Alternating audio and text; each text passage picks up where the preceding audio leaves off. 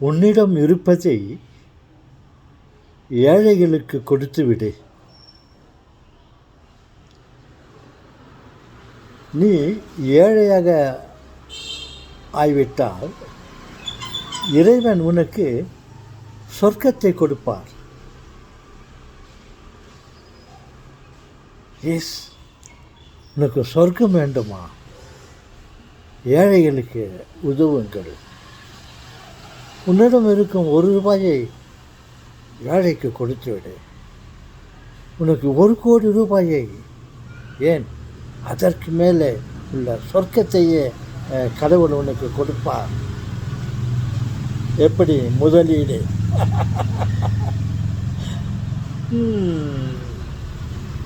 உனக்கு சொர்க்கம் கிடைக்க வேண்டுமே என்ற ஒரு எண்ணத்தோடு நீ தர்மம் செய்யாதே.